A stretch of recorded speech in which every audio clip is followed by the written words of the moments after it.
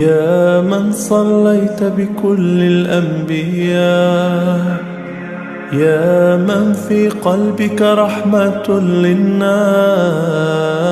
يا من ألفت قلوبا بالإسلام.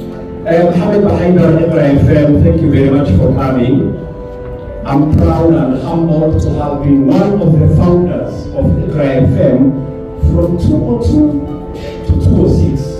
Tulikuwa Bahaidar Plaza, enzi za marehemu Mohamed Khalif, the minister, enzi za marehemu Salim Mohamed Omar Kadi, the station manager.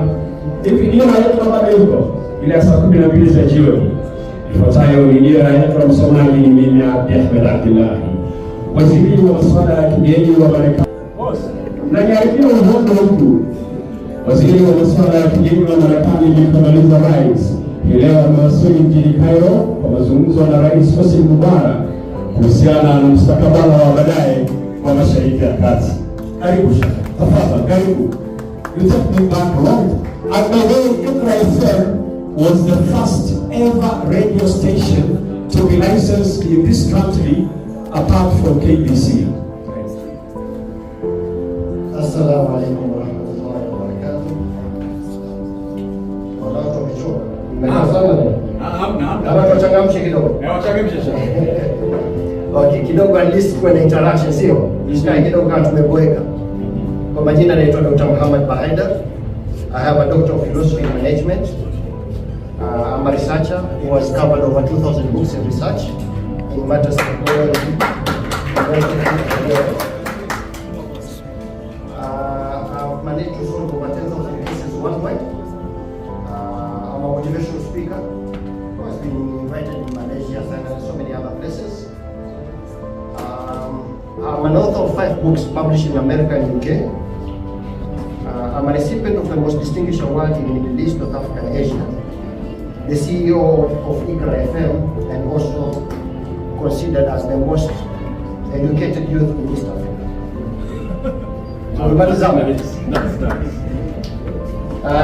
Actually, I don't know what to speak. Sijui nasema nini? Yes, okay. Can you hear me? Oh yes. Okay. Hafsa tumetoka naye mbali, which is the preferred language. Kizungu ama Kiswahili? Tuchanganye, sio kuelewesha sio? Kitu nimefurahi na Hafsa ni kwamba I believe in one quote that I really live by. Inaitwa, when you see a caterpillar you never forget to be a butterfly. Mara nyingi caterpillar are isolated, dispersed. Sometimes we are at a place where people, they don't value us, they don't appreciate us. They don't know who you'll be in 10 years to come. But the effort that Hafsa is doing is great. The initiative is good. I see a lot of young people wameweza kujikusanya hapa, which is a good thing. Sindio? Si rahisi. That means that kuna that eagerness to learn. But we fail as a society because we don't have what we call the reading culture. Sisi kusoma tumekataa. Na haya yetu ya kwanza ni Iqra, someni. Na station ngakuja nao ni Iqra. Pia usome. Lakini watu wanataka kufanya nini? Kusoma. Like I believe what she's trying to do is at least would be an experience ya maisha yake. So briefly, what I can say is, wacha nizungumze maisha yake. Today, watu wengi wananijua ulimwengu mzima, and they invite me so that I can speak. But tutizame nyuma, nilikuwa nani before leo nikasema ati ni mtu ambaye I have a PhD and whatever I do. I was basically a failure. I went to 2 nursery schools. Nilifail grade 1. Nilifail class 4 mara 3, skuli 3 tofauti. Hakuna mtu mjinga kama mimi sio. But then there's a book that inspired me. It's called Why Students Fail When It's Easy to Pass. In illustrative examples, ambao zina inspire watu kuona kwamba failing is not the end of the world. Tuzungumzie watu kama kina Thomas Edison, watu ambao wamekwenda shule tu miezi mitatu, lakini leo hizi bulbs tunaziona ni zao. So the question is, watu waliokuwa maprofesa wamesoma but they lack innovation. Hii ndio shida kubwa tunao katika society. Wale ambao hawajasoma wako very creative. Utakuta watoto wetu wengi they have that talent, ukipatia simu na ndio kuchokora kwa no. Ukitazama watoto wetu leo ukiwapatia gadgets, they are very good at it. But the question is, why don't we focus on talent? Kwa nini tusikuze hizi talent? If Hafsa talent yake is writing, then that is what we are supposed to promote. But sisi, we are more focused on what we call the academic perspective, whereby sisi tuna zaidi kufocus kwamba watu lazima waende shule ndio wanakuwa na elimu. School is good, kusoma ni uzuri, but do we build ourselves? Do we understand ourselves? Simple question, wewe ni nani? We don't know. Mtu ashafika miaka 40 hajui ataka kufanya nini. Miaka 40 hajui afanye nini. Hata tumsaidia vipi mtu kama? It's funny that a lot of PhD holders leo wanafundisha faculty ya business, but they don't have their own businesses. They cannot operate a business. Asa kisha wewe uenda kusoma kwa mtu ambaye you expect ni professor, ana elimu, lakini yeye mwenyewe hajui kuendesha biashara na kufundisha nini? This is the biggest issue in our society. What we learn, we cannot implement. Kwa hivyo tumebakia tu sisi, tumekwenda, nimesoma na mimi nimeelimu, watu wana degree na mimi na degree, and that's it. But it's funny that watu mpaka master's degree, migration form ya washinda kujaza. Someone was a master's degree. It's funny. So twashindwa yenye elimu, mmekwenda kuitafuta ya kazi gani? If that knowledge that you have, you cannot implement it, kazi gani sisi tuenda kusoma?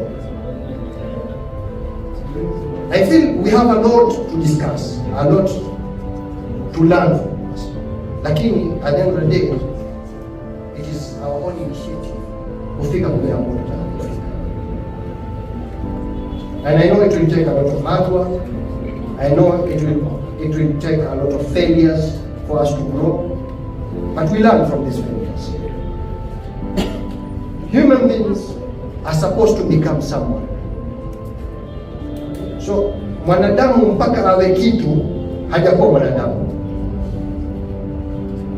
If you have not been, if wewe hujakuwa mtu ambaye unaweza kusema mimi ni mtu fulani, then bado hujakuwa mwanadamu. Because the purpose of the ile title ya wewe ni mwanadamu ni kwamba wewe supposed to be someone, lakini hatujakuwa. So kumaanisha nini? Bado hatujakuwa wanadamu. Tuko katikati, hatujijui sisi, hatujielewi. And most probably hatuna tofauti sisi na wanyama. And that is the whole philosophy. Tofauti baina ya life and existence. Do we live or do we exist? If we exist, hata mtu na exist. But we are supposed to live. Na maisha ni kusoma. If we cannot learn kitu ambacho tumesoma, then there is no point of us living. So, hii najua si platform yangu, maana tukishikamana sisi wengine tunaweza kwenda kesho, lakini at this briefly I wanted to introduce myself. I would like to appreciate our sisters and my initiative wanafanya, and we would like to thank you for collaborating with her. We hope for the best. Thank you. Thank you very much, Dr. Bahaidar. Dr. Bahaidar, I think your story is very much inspiring, and there are some things just how do I say, normally fupishe kidogo ya maneno umezungumzia about you failing several times in your kindergarten and also early primary. Your story resonates that of the late Professor Ali Muzrui. He failed his O-level exams like 3-4 times, I think. And then you've also said maybe we may have someone who has a master's degree in maybe making chapati, but hawezi akajaza form ya immigration. You know, that reminds me of an article I read again from Professor Ali Muzrui about we Africans, educated yet so illiterate. Thank you very much. Wow, in the house I can see my friend Mother who contested the Wajir South seat. Thank you very much for coming. Asante sana. Now, as we pick up the tempo, I wish to invite, and I want you to be very brief, my friend Zubair Adam,